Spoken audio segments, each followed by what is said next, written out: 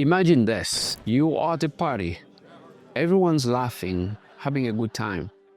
A clown entertains the crowd, tossing balloons in the air, juggling and pulling little tricks that leave everyone in stitches. The clown's got a bright red nose, colorful makeup, and a smile that stretches wide. It's the kind of clown you've seen at parties.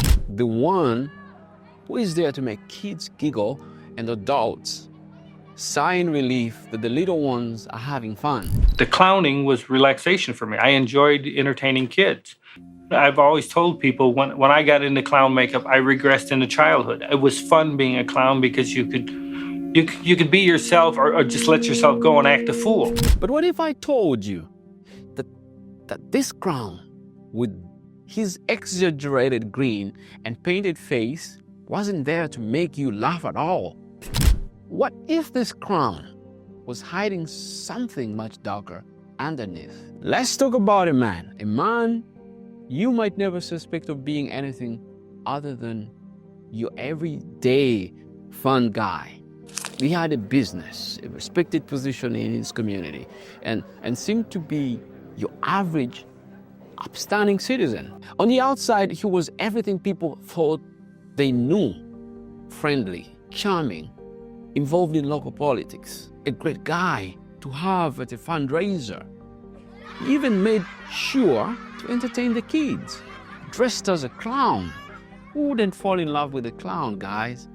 He often appeared at charity events, making sure everyone felt good in his presence. In fact, he wore a mask, but not just any kind of mask, one that hid his true self from the world. You know what they say, though? There's often more to a person than what meets the eye. The man we're talking about didn't just want to make kids smile or host local parties. No. Behind his charm and those goofy sarcastic tics, he hid a monstrous desire. But what was it that made this man turn so dark? What was it about this man that drove him to do the unthinkable, committing acts so horrifying it would shake the very foundation of the world's perception of this man? By day, he lived a double life. You see, this man wasn't just a clown. He was a respected businessman, like I told you before. He had connections, he knew people in power. He was well liked in his community. He even rubbed elbows with political figures, attending events and social gatherings where he was admired for his charm and his bigger-than-life persona, This is the kind of man we're talking about. But when the sun went down, the mask he wore during the day didn't come off. It just shifted into something far darker, more twisted. No longer was he the man everyone loved. At night, he became someone else entirely, actually a predator. You've probably heard of predators who hide in plain sight.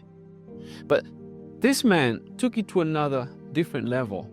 He lured young, vulnerable victims to his home under the false pretense, "I'm offering jobs," he would say. "Come over and we'll chat about this opportunity." He was smooth, charming, and convincing. For anyone who met him, it seemed like the kind of man he would trust. After all, he had the charisma, the charm, the respect of everyone around him. Oh, the victims? They were often young men, some just teenagers, looking for work or an opportunity. They had no reason to be suspicious. Think about it. They didn't know that the man who greeted them with a warm smile and an offer of help had an entirely different plan. What started as an innocent meeting quickly turned into something horrific. His charm? Just a tool, a way to get them closer now, to overpower. Once inside his house, the real horror began. And I'm thinking, initially he could offer them a drink with a little bit of poison that would make these victims unconscious. The man would handcuff them, control them, and force them into unspeakable situations. Okay, here, what I told him, I said, here, all you do is you wrap it around, you put one knot in it. And I said, then you put a second knot in it, okay? Mm-hmm.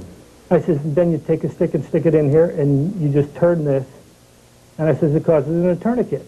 I said, that's the only knot I ever learned. They were at his mercy, unable to escape the nightmare he had orchestrated. he kept his victims captive in his home. And when it was done, their bodies were buried in places no one could imagine, hidden beneath the floorboards in the crawl space where he thought no one would ever find them. This man, hiding behind the mask of a beloved entertainer, wasn't just a killer. He became a symbol of evil, a man who could deceive so many and yet hide so many secrets. But you're probably wondering, how did this man manage to get away with it for so long? You know, when I was doing this research and I was digging this topic, I wondered as well, how did this man go away with so many murders? How did he fool everyone around him, even law enforcement? Well, that's the thing about this man. He was a master of manipulation. His charm was his greatest weapon, and he used it to gain the trust of his neighbors and business associates, and even the police. His ability to blend in, to be part of the community, made him nearly untouchable. No one ever thought to question the kind, smiling clown who showed up at charity events, hosting barbecues, and helping out with neighborhood community projects. But here's the moment where everything starts to unravel. It all came crashing down in 1978. A young man named Robert Paiste went missing. He was last seen leaving work to meet this man about a potential job offer. It wasn't long before the investigation led them straight to this man's home. And when the police arrived, they were horrified to uncover the truth. Beneath the facade, beneath the makeup and costumes, lay a brutal killer. Human remains were discovered in the crawl space of his house. 33 bodies. Guys, 33 bodies to be exact.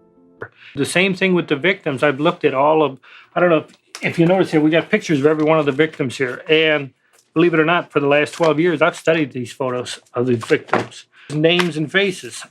And when you look at them, the thing of it is, we took it a step further. The details of the discovery sent shockwaves through the world. The man behind this monstrous act, well, his name was John Wayne Gacy. But to the world, he was known as something much more chilling. Pogo the Clown. This guy was called Pogo the Clown. John Wayne Gacy, the beloved local businessman, the entertainer who made kids laugh, was revealed to be one of the most notorious serial killers in history. His crown persona was just a mask that covered up his horrific crimes. The investigation revealed that Gacy's victims were often tortured, sexually assaulted, and killed in the most gruesome ways. Many were buried in his own home, in the crawl space where he thought no one would ever find them. The man who had once appeared at parties, danced in the streets, and entertained children was in reality a sadistic killer who had been hiding his true nature for years. At his trial, Gacy showed no remorse for his actions, actually, and he was convicted of 33 murders, one of the highest body counts in American serial killer history. He was sentenced to death, and after years on death row, in 1994, he was executed. So he's dead, he's gone. But even after his death, the memory of what he did still haunts the world. And I'm making a story out of this because I find this to be very, very sick. And one of the things that I'm taking away from this story as I share it with you guys is we have to be a little careful, you know, especially if we're in places of where we feel we're uncomfortable, you know. Why should you accept a drink from a stranger you just met?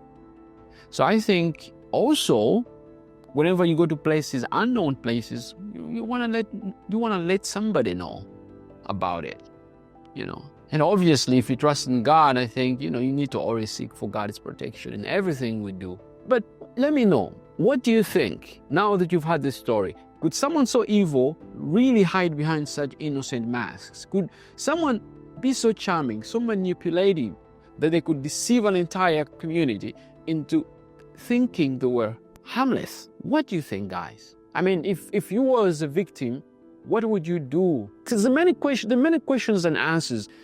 If police had done a better job, Could we have lost these 33 victims? Anyway, like I mentioned, there are many questions that I cannot fathom. But John Wayne Gacy proves that monsters can wear any face they want, even a face of a clown.